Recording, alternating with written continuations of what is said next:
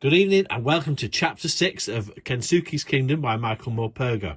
Chapter 6 is called ABUNAI.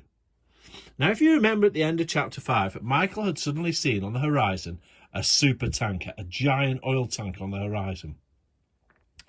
And in Chapter 6, he starts to get rather busy once he sees it. And we'll go over to Michael now, who's on Watch Hill. He's on top of the hill. And it looks as if he's been busy. What on earth has he been building? In an instant, I was on my feet, shouting at the top of my voice and waving frantically. I leapt up and down, screaming for them to stop, to hear me, to see me. I'm here! I'm here! Only when my throat was raw and I could shout no longer did I stop. The tanker crept tantalisingly slowly over the horizon. It didn't turn, and by then I knew it wouldn't turn. I knew too that no one would be looking, and that even if they were, this entire island would be little more than a distant hazy hump on the horizon. How then could they possibly see me? I could only look on, helpless and distraught, as the tanker moved inexorably further and further away from me until it began to disappear over the horizon. This took all morning long, a morning of dreadful anguish. So that must have been torture, because he's sat there and he's watching this boat all morning. He's watching it as it's sailing across the horizon, and he can't make contact. As I stood watching on the summit of Watch Hill, my despair was replaced with a burning anger. If I had been allowed to have my fire, there would at least have been a chance they could have spotted the smoke. True, the old man had brought me a sleeping mat and a sheet. He was looking after me. He was keeping me alive. But he was also keeping me prisoner. As the last vestige of the tanker sank from my view, I promised myself that I would never again let such a chance go by. I felt in my pocket. I still had my precious fireglass. I determined I would do it.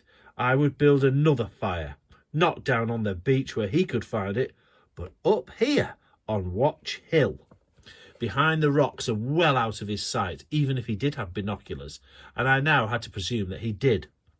I would gather a great beacon of wood, but I wouldn't light it. I would set it all up and wait until the moment I saw a ship.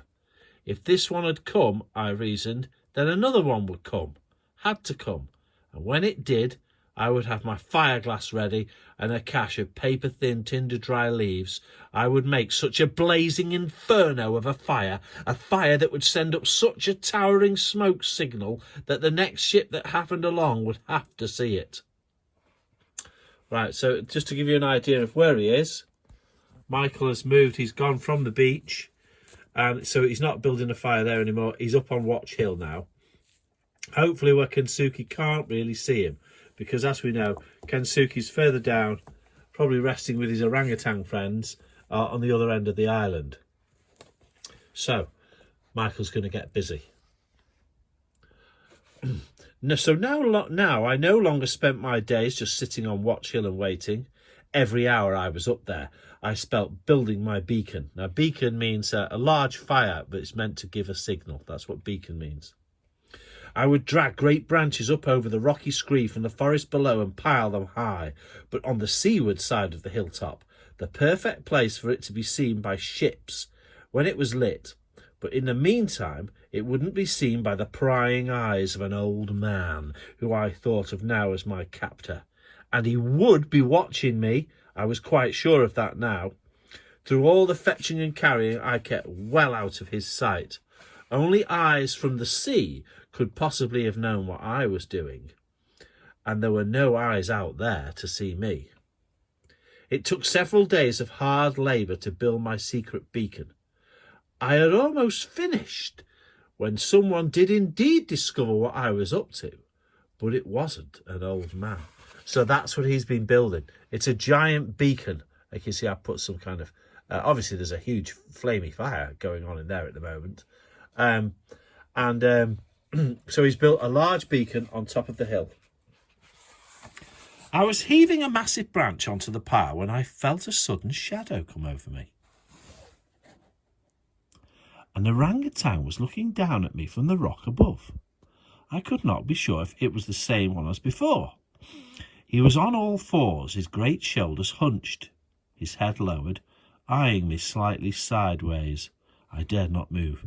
It was just a standoff, just as it had been before down on the beach. He sat back and looked at me with mild interest for a while. Then he looked away, scratched his face nonchalantly and sloped off, stopping once to glance back at me over his shoulder before moving on into the shadow of the trees and away. It occurred to me as I watched him go that maybe he had been sent to spy on me, that he might go back and tell the old man what he had seen me doing. It was a ridiculous thought, I know, but I do remember thinking it. So is this orangutan spying on Michael?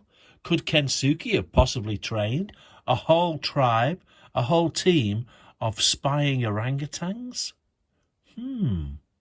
Interesting thought.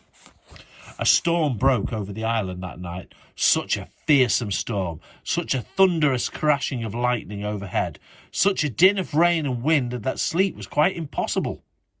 Great waves roared in from the ocean, pounding the beach and shaking the ground beneath me.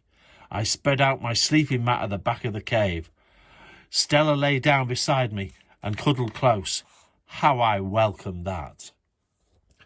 Right, so it's a terrible storm going on. Now, the storm's no good for the fire, because that means the fire's going to get soaked, doesn't it? But I suppose it's going to get, if the storm stops, I suppose it's going to get quite dry again once the fire gets in the tropical sun. It was fully 4 days before the storm blew itself out. But even during the worst of it, I would find my fish and fruit breakfast waiting for me every morning under my tin, which he had now wedged tight under the same shelf of rock. Stella and I kept to a shelter of our cave. All we could do was watch as the rain came lashing down outside. I looked on, awestruck, at the power of the vast waves rolling in from the open sea, curling, tumbling and exploding as they broke onto the beach, as if they were trying to batter the island into pieces and then suck us out all to sea. I thought often of my mother and father and the Peggy Sue and wondered where they were. Hey, I wouldn't like to be on that little ship when the storm comes in. I just hoped the typhoon, for that's what it was I was witnessing, had passed them by. So, will the typhoon have taken over and sank the Peggy Sue? Will Michael survive all the days of the storm? Will the island have changed after the typhoon? Find out more tomorrow in the next episode of Kensuke's Kingdom.